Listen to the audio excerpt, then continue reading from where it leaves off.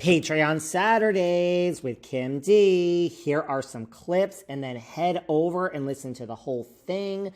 Oh my God, Kathy versus Kyle at the reunion. We go over all of that. We talk about Teresa's recent comments that no, it's really, really done with Melissa. Teresa just said that. This week's episode, we talk about the double standard. We talk about EJ. Oh my God, there's so much going on. Rinna and the tequila. Kim has so much to say. So head on over to Patreon. And before you get there, here are some clips. This was it was a little bit of a snooze fest for a while, but last night was good. And now hearing the news about the reunion, we got some things to talk about. But yeah, we could start with Jersey. I'm going to go on a rant for 1 minute. I follow Kourtney Kardashian, and she did a line for Boohoo, and I loved it. I even ordered a couple of pieces from her line. I happen to like her and Travis. And who's sitting there but Teresa? And I think she was with Melania. I don't know. She wasn't with Luis Relajas. Here's the thing. Does this girl ever come up for air?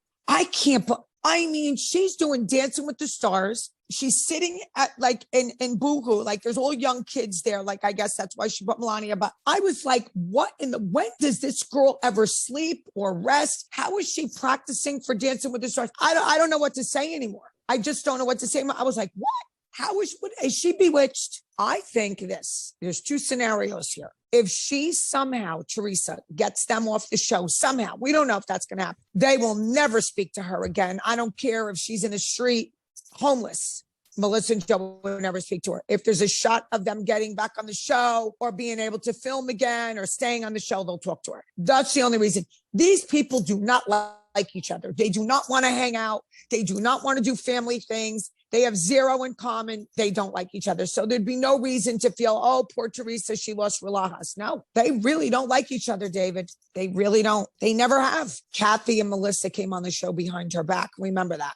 So it was fractured. They were very annoyed that when the night that Kim G and I were at Teresa's house for that big party, and I jumped on the microphone, they were flipping out because Teresa didn't point them out to go on camera. They were family. And that's when this all started.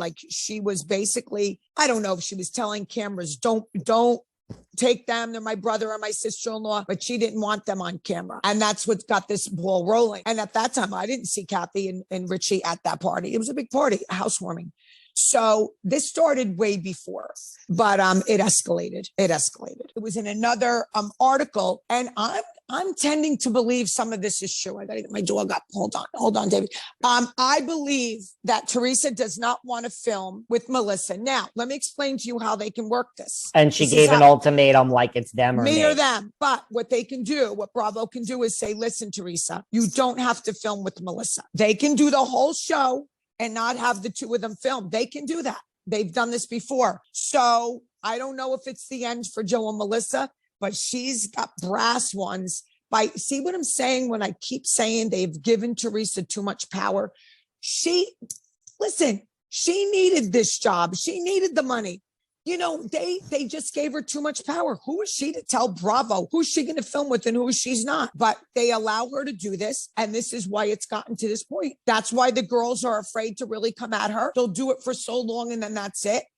Strip the power away. Listen, you're not going to tell us what to do. You want to move on? Move on. Take your shot. I know people are chomping at the bit to see this season. And remember, then they're going to film the reunion. That's going to be, I can't. Listen, I would never admit to being that excited about RHOBH. I am excited. I can't wait to see, because this is something I predicted. Oh, and remember, and then Dina said happy birthday to Adriana because she's her godmother. And everybody was like, oh my God. No, it's going to be good. I have to say, you know what? You know why? It's real. It's real. Finally real. Just like the thing with Kathy and Kyle, this is real shit. This is not fake stuff. It's real. The reason why Rinna asked for that tequila is because she got the tap on the shoulder from the producer. Don't think that she just went there and did that. They tapped her on the shoulder and they said, let's get some drama, ask for the tequila and mention Kendall Jenner's name. That's how it happened, David. She didn't just listen. I think Kathy acted like a spoiled little brat stomping her feet. I mean, get over it. And then blaming Kyle. What was Kyle supposed to do? Stomp over to the bar and grab the tequila out of Lisa Rinna's hand? Come on, stop it. I am disliking Kathy more and more every time I watch these shows. Really got on my nerves again last night. I know with her moral compass, Crystal. Again, I have a moral compass. Shut up. I mean, just shut up with your moral compass, okay? Please, please, please. I like the friendship between the four, and I like that Rinna got her out of that room. I admire that. I know what you're saying. It's not good for TV, but see, I like it. I'll bet. Did you see Andy when he asked her about Jennifer Lawrence? I can't. What he happened? goes like that. She just said, yeah, she goes, she can come on and roll with us. And I'm sure she'll show some of her ugly side. Cool as a cucumber, doesn't give two shits. And Andy goes to, whatever his name is, Rappaport. Oh, I've lost it. I don't like him anymore. And Andy goes, do you believe she is just cool as a cute, like nothing rocks her. She just sat with that look on her face. She is cool as a cucumber. She is what she is.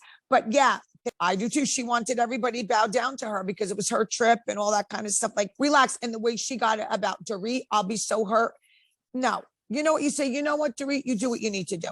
Like everyone, they're all spoiled. They all want it to be about them. You know what I mean? Like Dorit's like, she's upset, but no, I'm going to be so upset. And she's crying over the fact that Dorit stayed and had pizza with Erica. Come on. Even Mauricio stepped in like, relax already, relax. And I think the hug was a fake one. I don't think she was ready for that, Kyle. Go back a little further to the Manzos and the Laritas. No one speaks. Do you remember the first season? We're thick as thieves. Not one of them speak. Yeah. So look at that. Look at what's happened to all these families. I mean, it's just, there had to be underlying issues, but this really brought them out. Andy Cohen said to Erica, what did you think of the reunion? She says, I never seen anything like it. She goes, it was like just so bad. And he goes, there was no hugs after. There was no group picture. They just all walked off the stage in shock. She goes, I've never seen anything like it. So it's going to be some ugly shit. It's going to be really ugly. And it's between Kyle and Kathy. Andy Cohen was almost speechless. And Erica was just like shaking her head like, wow. It was so bad. It's going to be off the charts. Off the charts, David. It's just going to be crazy. And we really got a chance to see some of these spoiled brats throw tantrums, stomping their feet. I know. Well, we're about to get into it. The reunion, Teresa's comments about Melissa, where everyone stands. Head on over to Patreon. Hope you guys enjoy. Kim D.